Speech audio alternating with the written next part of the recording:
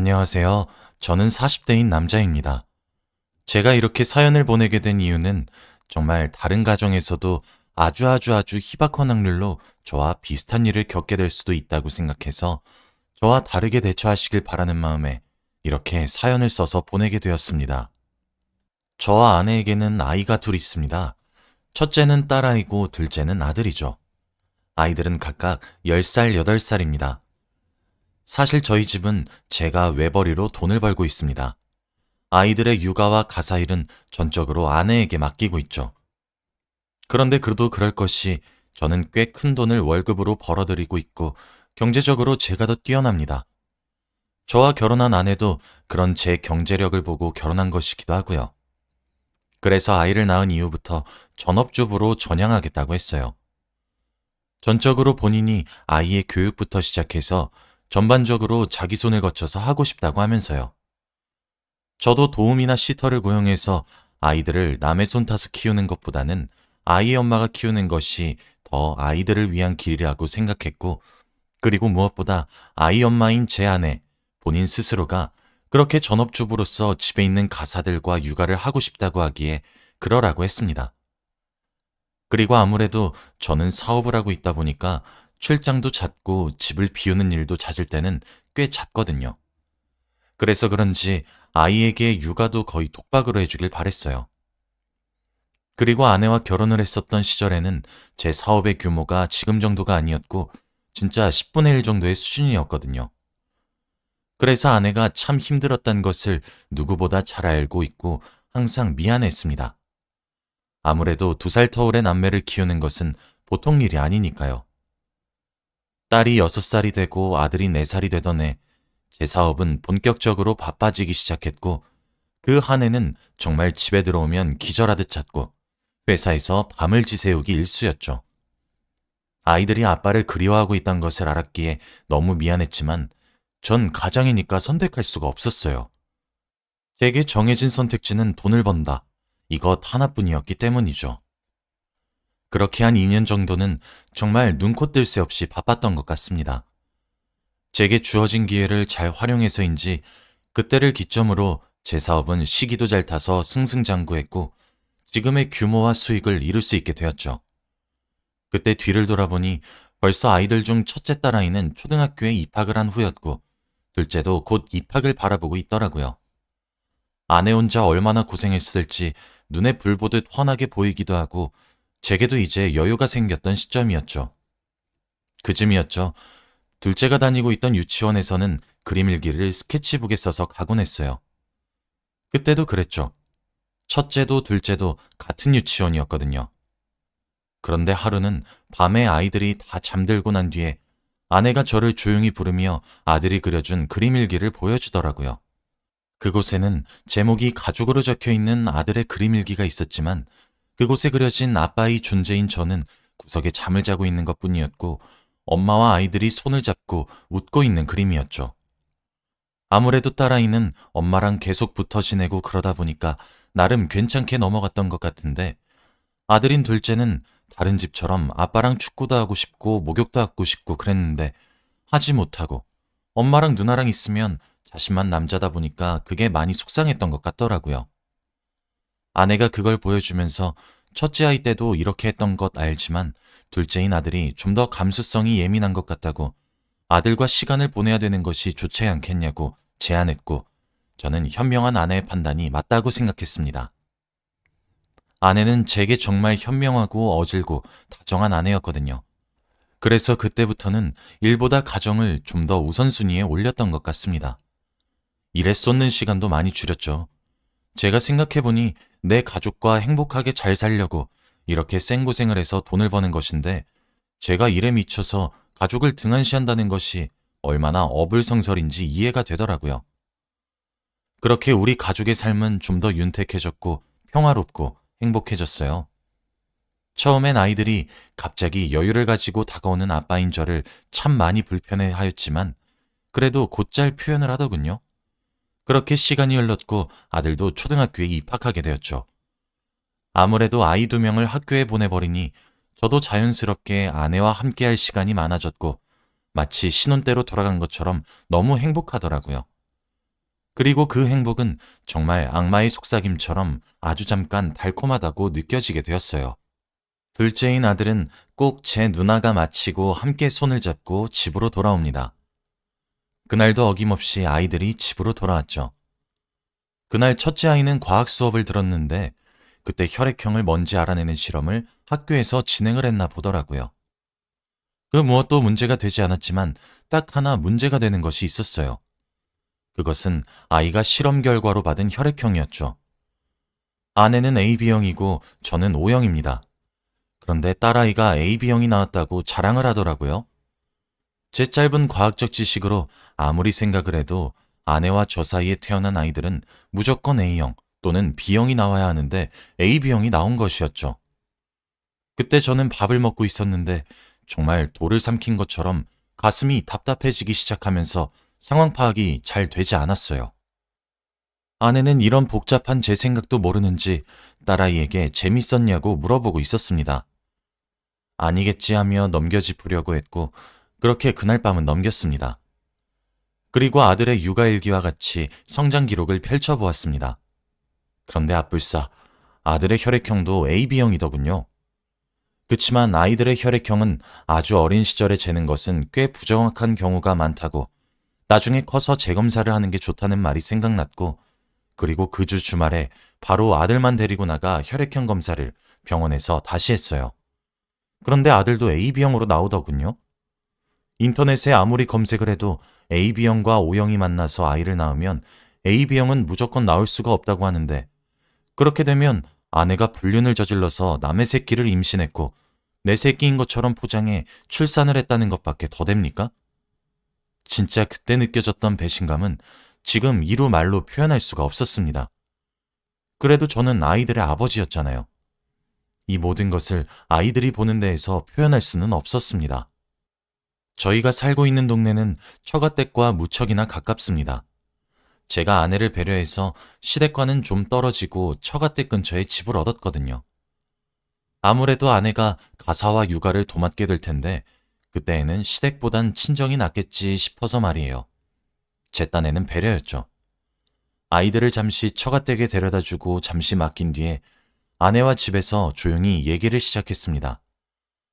아내에게 왜 우리 자식들 모두가 AB형으로 태어난 것인지 이게 말이 된다고 생각하는 것인지 차분하게 물었습니다.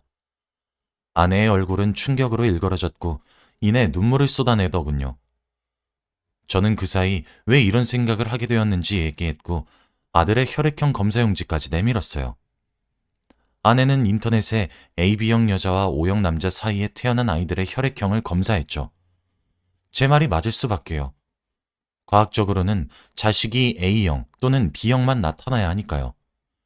그래서 저는 그런 아내에게 친자검사를 요구했습니다.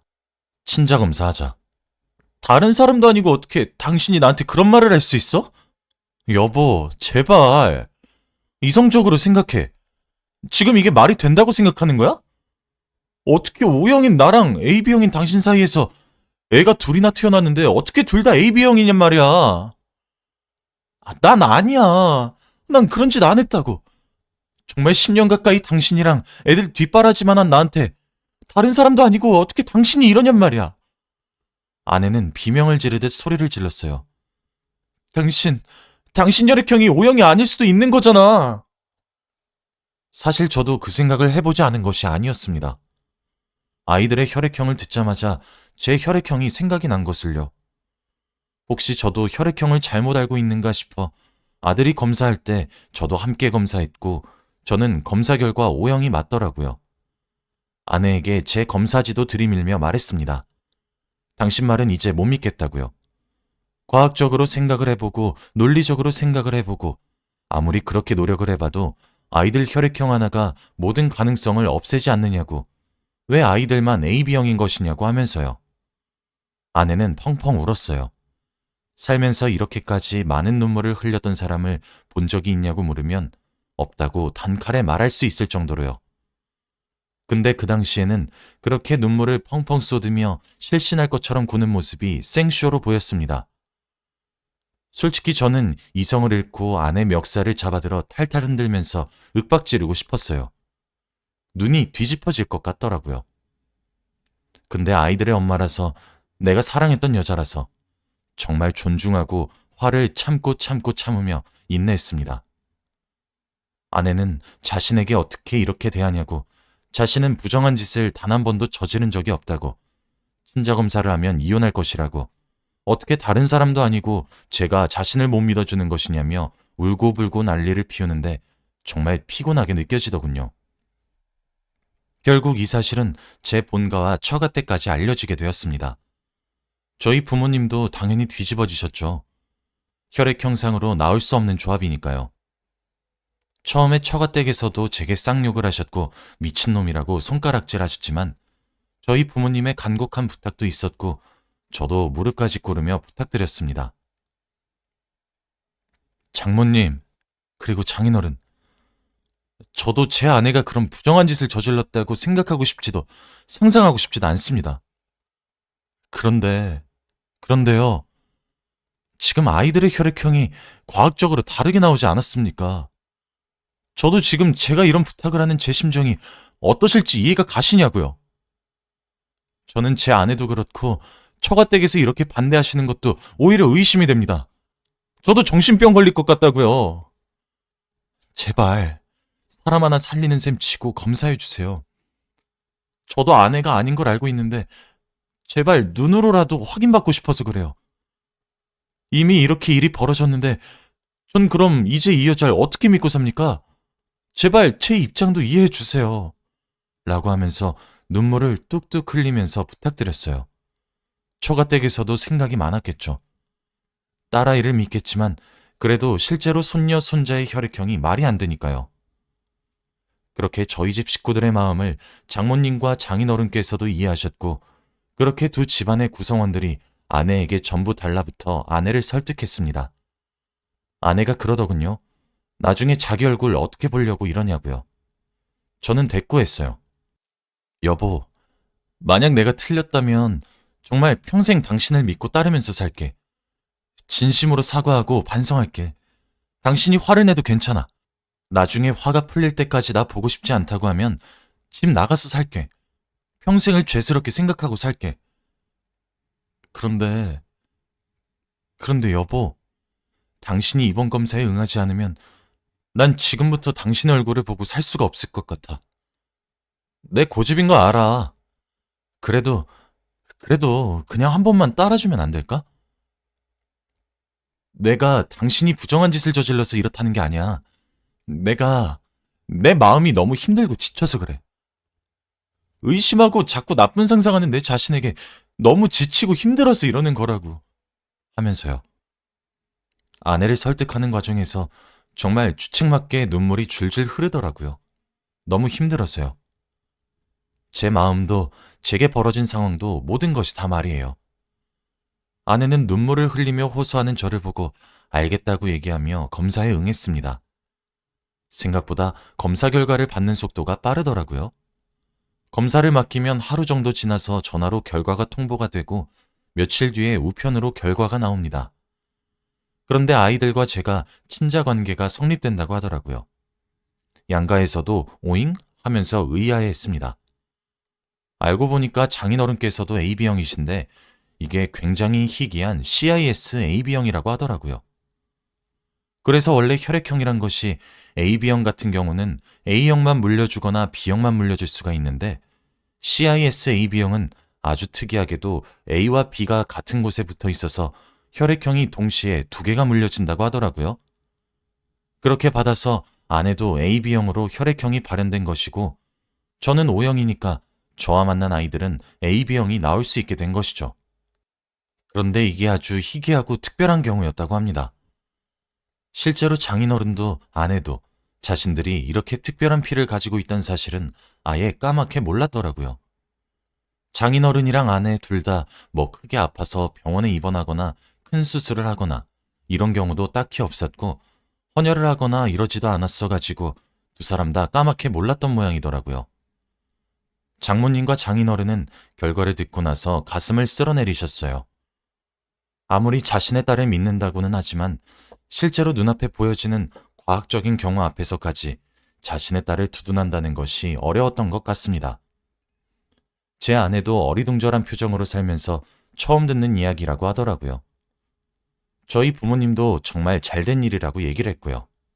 저는 처가 댁에 대고 정말 진심으로 사죄를 드렸습니다. 다행히도 처가 댁에서 제 태도가 괘씸하지만 본인들도 막상 손자 손녀들의 혈액형을 들으니 당황했고 딸아이를 순간으로나마 의심했었는데 남편인 저는 오죽했겠냐며 제 입장을 조금 더 이해를 많이 해주셨고 아내도 처음에는 정말 저를 괘씸해하고 원망했습니다. 아내가 그러더라고요. 나는 침자 검사를 하기 싫었던 게 아니야, 여보. 당연히 의아하고 의문이 생긴다면 해야 된다고 나도 생각은 해. 그런데 아이들의 혈액형이 다른 걸 들이밀면서 나한테 얘기를 하니까 마치 내가 불륜이라도 저질러서 남의 새끼 배워온 그런 정말 말 같지도 않은 여자로 취급당하는 것만 같아서 너무 치욕스러웠고 수치스러웠어. 내가 그동안 당신이랑 아이들을 위해서 살아온 세월이 얼마고 희생한 것들이 얼만데 어떻게 다른 사람도 아니고 당신이 나한테 그러나 싶어서 정말 상처가 컸어. 물론 그렇다고 해서 당신의 마음이 이해가 되지 않는 건 아니야. 입장을 바꿔놓고 생각해도 당신은 합당한 의문을 품었고 그걸 해소해야 할 의무가 있었다고 생각해. 그런데 그렇다고 해서 당신의 입장이 합리적이라고 해서 내가 받은 상처가 없어지는 건 아니잖아. 나 당분간 친정에 가 있을게. 지금 당장은 당신 얼굴 잘 못 보겠어. 그렇게 말을 한 뒤 아내는 친정으로 떠나버렸습니다. 아내의 말이 100번 맞죠. 아내는 정말 밤낮 가리지 않고 아이들을 케어해왔고 올바른 길로 이끌어가며 육아를 했으며 제게 내조와 외조 둘 다 완벽하게 해준 정말 완벽한 아내였습니다. 집안의 기둥은 가장이라는 말이 우스울 정도로 저희 집안 곳곳에는 아내의 손길이 닿지 않은 곳이 없고 저와 아이들 역시 아내 손길 하나 없인 제대로 지낼 수가 없죠. 아내를 친정으로 떠난 것을 볼 수밖에 없었고 그렇게 하는 것을 이해했지만 이번 일로 아내와 틀어지고 싶진 않았어요. 물론 제가 제기한 의문으로 인해 아내에게 커다란 상처를 주게 된 것은 정말 미안하게 생각하지만 제게는 정말 아내와 앞으로의 인생을 살아가기 위해 필요한 과정이었거든요. 아내는 제게 정말 커다란 실망을 했던 것인지 속이 많이 상했던 것인지 그 이후 3개월 동안이나 돌아오지 않았습니다. 물론 3개월을 오독하니 기다리기만 했던 것은 아닙니다. 아내에게 2번 다시 당신에게 자그마한 의심도 품지 않겠다고 맹세했고 아내에게 잘못했다고 빌었습니다.